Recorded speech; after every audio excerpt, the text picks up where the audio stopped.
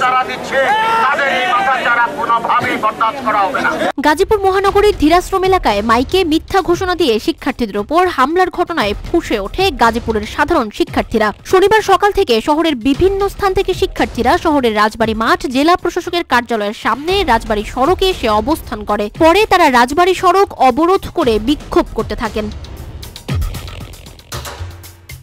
বেলা 2:30টার দিকে বৈষম্য বিরোধী ছাত্র আন্দোলনের আহ্বায়ক হাসনাত আব্দুল্লাহ ও জাতীয় নাগরিক কমিটির মুখ্য সংগঠক সার্জিস আলম রাজবাড়ী সড়কে আসেন। সেখানে বক্তব্য রাখেন হাসনাত আব্দুল্লাহ ও সার্জিস আলম। বিকেলে সমাবেশ শেষে একটি বিক্ষোভ মিছিল গাজীপুর শহরের বিভিন্ন সড়ক প্রদক্ষিণ করে। এ সময় বিক্ষুব্ধ ছাত্র জনতা রাজবাড়ী সড়কের পাশে আওয়ামী লীগের কার্যালয়ের সামনে শেখ মুজিবুর রহমান ও শেখ হাসিনার মুরাল ভাঙচুর করে। গত 4 আগস্ট বিক্ষুব্ধ জনতা জেলা ও মহানগর আওয়ামী লীগের কার্যালয়টি আগুন দিয়ে পুড়িয়ে দিয়েছিল। এ ঘটনায় দায়িত্বে অবহেলার জন্য সদর মেট্রো থানার ওসি মোহাম্মদ আরিফুর রহমানকে সাময়িক বরখাস্ত করা হয়। বিকেলে রাজবাড়ী সড়কে বিক্ষোভ সমাবেশে হাসনাত আব্দুল্লাহ বলেন, এ দেশটা আমাদের, এ দেশের নিরাপত্তা আমাদের নিশ্চিত করতে হবে। আমরা পুলিশকে সহযোগিতা করব, তার মানে এই নয় যে পুলিশ মামলা বাণিজ্য করবে। সার্জিস আলম বলেন, খুনি হাসিনার আওয়ামী লীগ, যুবলীগ, ছাত্রলীগের সন্ত্রাসীরা এখনো গাজীপুরে ঘুরে বেড়াচ্ছে। এই সন্ত্রাসীরা এখনো সোশ্যাল মিডিয়ায় আমাদের যোদ্ধাদের হুমকি দিয়ে যাচ্ছে। গাজীপুর মহানগরীর ধীরাশ্রম এলাকায় পরিকল্পিতভাবে বৈষম্য বিরোধী ছাত্র নেতাদের ওপর হামলায় জড়িত আওয়ামী লীগ, যুবলীগ ও ছাত্রলীগের সন্ত্রাসীদের গ্রেপ্তার করে কারাগারে না পাঠানো পর্যন্ত রাজপথে অবস্থানের ঘোষণা দেন বৈষম্য বিরোধী ছাত্র আন্দোলনের অন্যতম সমন্বয়ক ও জাতীয় নাগরিক কমিটির মুখ্য সংগঠক সার্জিস আলম।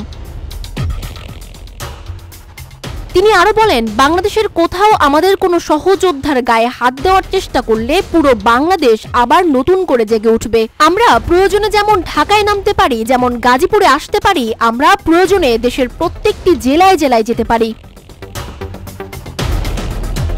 এর আগে শুক্রবার রাতে গাজীপুর মহানগরীর ধীরাশ্রম এলাকায় দেশ ছেড়ে পলাতক সাবেক আকম ও মোজাম্মেল হকের পৈতৃক বাড়িতে হামলার খবর পেয়ে বৈষম্য বিরোধী ছাত্র নেতারা ঘটনাস্থলে গেলে পরিকল্পিতভাবে আওয়ামী লীগ, যুবলীগ ও ছাত্রলীগের নেতাকর্মীরা তাদের ওপর হামলা চালায়। হামলায় 15 জন আহত হয়েছেন।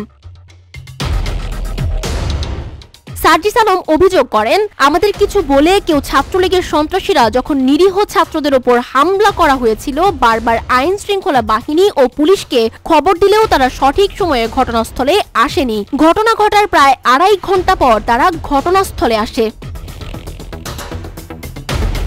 এর আগে গাজীপুরে শিক্ষার্থীদের ওপর খুনি আকম ও মোজাম্মেল হক ও জাহাঙ্গীর এবং আওয়ামী দোসরদের সন্ত্রাসী হামলার প্রতিবাদে বেলা 11টার দিকে শহরের রাজবাড়ী মাঠে বিক্ষোভ সমাবেশ করে জাতীয় নাগরিক কমিটির গাজীপুর জেলা ও মহানগর কমিটি।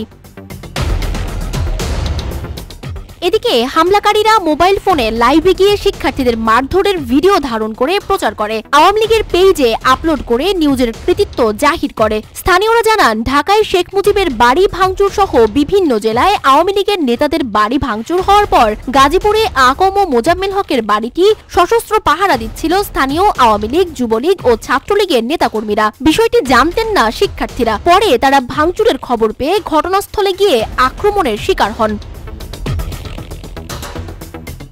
শুক্রবার রাতে শিক্ষার্থীদের ওপর হামলার সময় ঘটনাস্থল থেকে বারবার পুলিশের সহযোগিতা চেয়েও কোনো সহযোগিতা না পাওয়ার অভিযোগ ওঠে সদর থানার ওসি মোহাম্মদ আরিফুর রহমানের বিরুদ্ধে। শিক্ষার্থীরা ওই পুলিশ কর্মকর্তার অপসারণ দাবি করেন। পরে বিকেলে গাজীপুর মেট্রোপলিটন পুলিশ কমিশনার সদর থানার ওসিকে সাময়িক বরখাস্ত করার ঘোষণা দেন। বৈষম্য বিরোধী শিক্ষার্থীদের সমাবেশ চলাকালে বিকেলে Gazipur metropolitan police commissioner doctor Nazmul Karim Khan সমাবেশের স্থলে যান এবং শিক্ষার্থীদের উদ্দেশ্যে বক্তব্য রাখেন। গতরাতে শিক্ষার্থীদের উপর যে হামলার ঘটনা ঘটেছে সেজন্য তিনি শিক্ষার্থীদের কাছে ক্ষমা প্রার্থনা করেন। যারা শিক্ষার্থীদের উপর আঘাত করেছে তাদের প্রত্যেককে ধরে আইনের আওতায় আনা হবে। যেসব পুলিশ দায়িত্বে অবহেলা করেছে তাদের প্রত্যেকের বিরুদ্ধে ব্যবস্থা নেওয়া হবে। তিনি শিক্ষার্থীদের উদ্দেশ্যে বলেন, গত 17 বছর যারা আপনাদেরকে অন্যায়ভাবে নির্যাতন করেছে তারা আবারও এদেশের উপর জুলুম করেছে, এখনো তারা মাথাচাড়া দিচ্ছে। তাদের এ মাথাচাড়া দেওয়া কোনোভাবেই বরদাস্ত করা হবে না। তবে এত কিছুর পরও এখনো গাজীপুরের অবস্থা প্রায় উত্তাল। কি হবে তা এখনো নিশ্চিত নয়। সানজিদা আফরিন, সোনিয়া, রূপালী, বাংলাদেশ।